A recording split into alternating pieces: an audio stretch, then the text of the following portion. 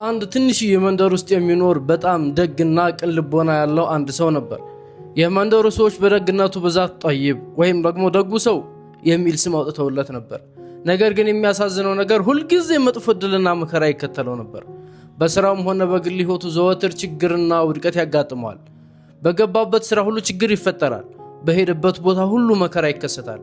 ይህም በራሱ ላይ እኔ የተረገምኩ ዕድለ ቢስ ነኝ የሚል ስሜት እንዲያድርበት አደረገው። በተለይም በዙሪያ ያሉ ዘመድና ጓደኞቹ ቢሳካላቸውና በደስታ ሲኖሩ ሳይ በጣም ያዝን ነበር። ነገር ግን ጠይብ በፍጹም ተስፋ አይቆርጥም ነበር። መከራም በትዕግስትና በጸጋ ይቀበላል።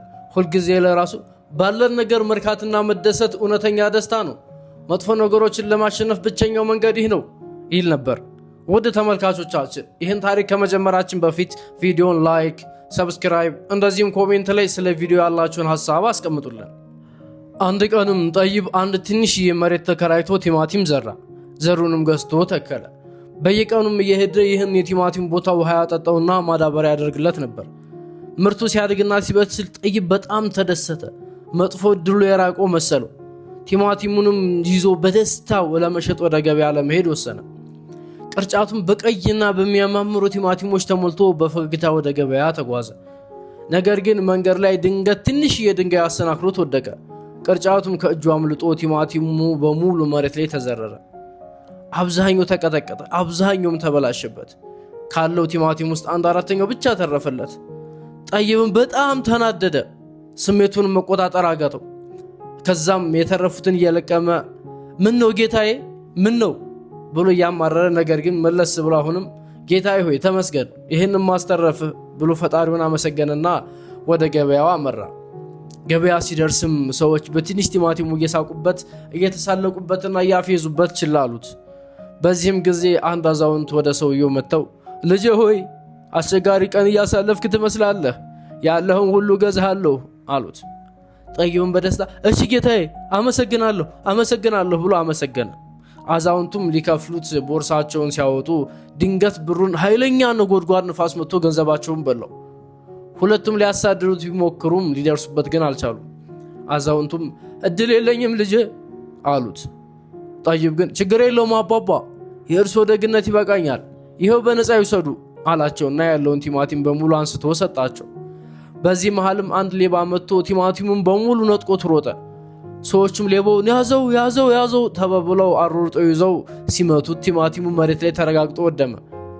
አዛውንቱም የጠይብን ደግነት አይተው ልጄ ሆይ ቲማቲሙ ቢጠፋም የሚያሳየው መልካም ስነ ምግባር ከምንም በላይ ውድ ነው አሉት። በዚህን ጊዜም አንድ ትልቅ የጨርቅ ነጋዴ የጠይብን ትዕግስትና ደግነት ሲከታተል ስለነበር ከእኔ ጋር መስራት ትፈልጋለህ ልጄ ብሎ ጠየቀው። ጠይብም በደስታ ብሎ በሐሳቡ ተስማማ። በአዲሱ ስራውም ጎበዝ ነበር። አንድ ቀንም ነጋዴው ውድ ጨርቆቹን እንዲያመጣ ወደ ሌላ ከተማ ይልከዋል። ጠይብም ጨርቆቹን ገዝቶ ሲመለስ ኃይለኛ ዝናብ እየጣለ ነበርና ጨርቆቹን ለመከላከል ሲሞክር ጭቃ ውስጥ ወደቀና ጨርቆቹ በሙሉ ተበላሹበት። ከዛም ጠይብ በጣም አዝኖና ልቡ ተሰብሮ ሳለ ጠይብም በድሉ በጣም አዝኖና ተበሳጭቶ እያለቀሰ ሳለ አንዲት አሮጊት ከቤቷ ውስጥ በችሎታ አጥባ ጨርቆቹን ወደ ነበሩበት መለሰችለት። ነገር ግን ወደ መንደሩ ሲመለስ የአንድ የገበሬ ማሳ ሲቃጠል አየና ለመርዳት ጨርቆቹን አስቀምጦ ሮጠ። በነፋስ የመጣ ፍም እሳትም ጨርቆቹ ላይ አርፎ ጨርቆቹን በሙሉ ተቃጠሉ። ጠይብም ወደ ነጋዴው ተመልሶ የሆነውን ሁሉ ነገረው። ነጋዴውም ተቆጣና ከእንግዲህ ከኔ ጋር አትሰራም አለው። ጠይብም ተከፍቶ ወደ ቤቱ ተመለሰ። ያለውን የመጨረሻ ገንዘብ ይዞ ሲሄድ አንዲት ደካማ በግ የምትሸጥ አሮጊት ሴትዮ አገኘ። አሮጊቷንም ለመርዳት ሲል በጉን ገዛ። ከጥቂት ጊዜ በኋላም ያቺ ደካማ በግ ብዙ መውለድ ጀመረች። በረከቱ በዛና መንጋው በመቶ ሺዎች የሚቆጠሩ ሆነለት። አንድ ቀንም ያችን አሮጊት መንገድ ገበያ ላይ ያገኛታል። እሷም በዚያን ቀን አንተ በጉን ስትገዛኝ ከትልቅ ችግር አውጥተኸኛል፣ አምላክ ይባርክህ ልጄ ብላ ምርቃቷን ሰጠችው። ከዛም ሰውየው የሷ የባልቴቷ ጸሎት መሆኑን ተረዳ። ከዓመታት በኋላም ጠይብ ትልቅ የከብት መንጋ ባለቤትና ታዋቂ ነጋዴ ሆነ።